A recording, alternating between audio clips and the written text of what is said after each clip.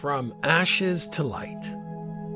An intimate Epostle team set out to Armenia March 22nd to visit with refugees from Artsakh and see how we could establish and further develop outreach programs there.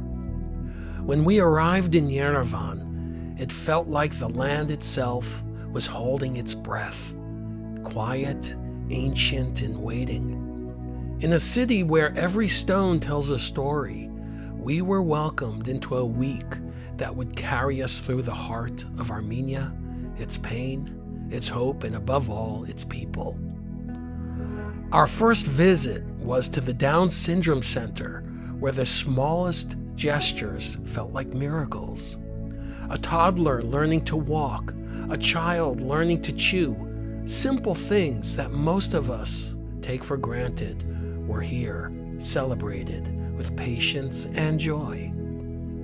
I remember Monty, a clever boy whose laughter echoed through the streets as he used a walkie-talkie to talk to his father.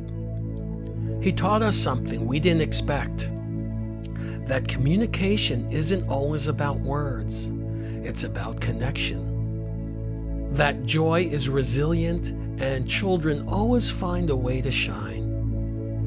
From Yerevan, we journeyed to Vanadzor. At the Diocese of Gugark, we saw a church not only preserving the past, but stitching together a future, literally. In a room filled with humming sewing machines and determined women, we met mothers, widows, and dreamers. Some were making sleeping bags for soldiers, others were learning to build a future with thread and fabric. What they were really stitching was dignity. One woman said, "Before this class, I thought I knew how to sew. Now I know I'm learning not just a skill, but a purpose."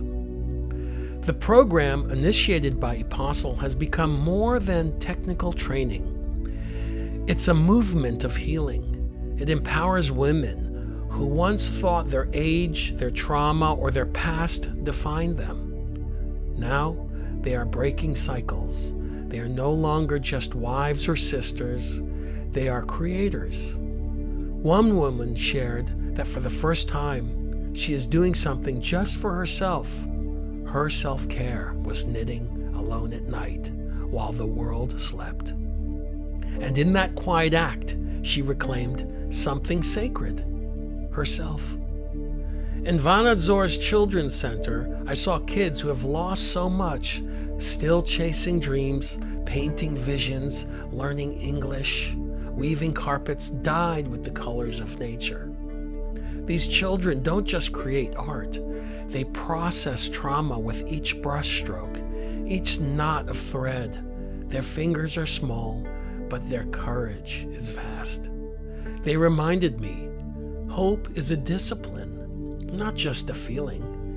It is practiced every day through creativity and care. And then there were the women from Artsakh.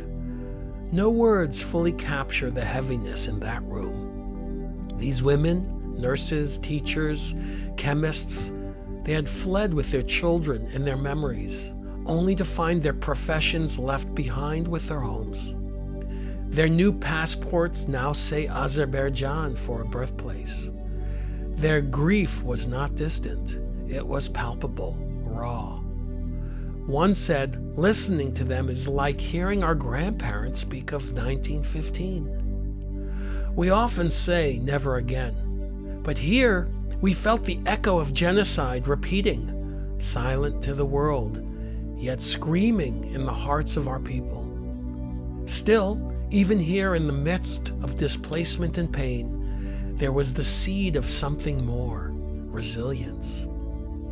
These women, too, were learning to sew, not just for survival, but to build new lives, to claim agency in a place where it had been stolen.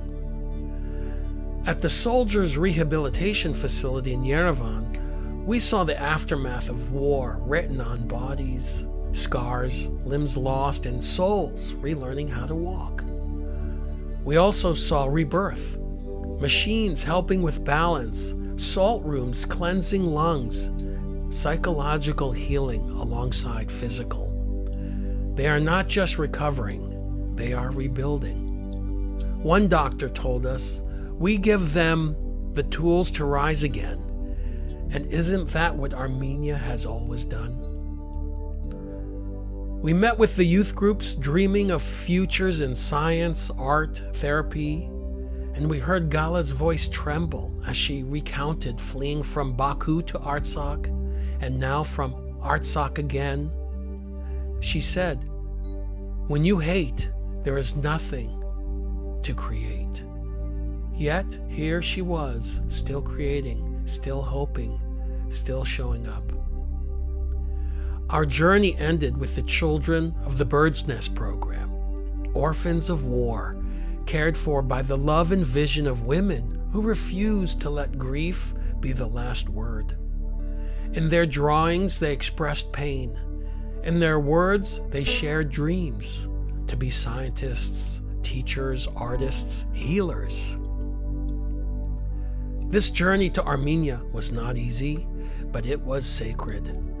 As we reflect on the Easter season, we remember that resurrection comes, not only in grand miracles, but in quiet ones too.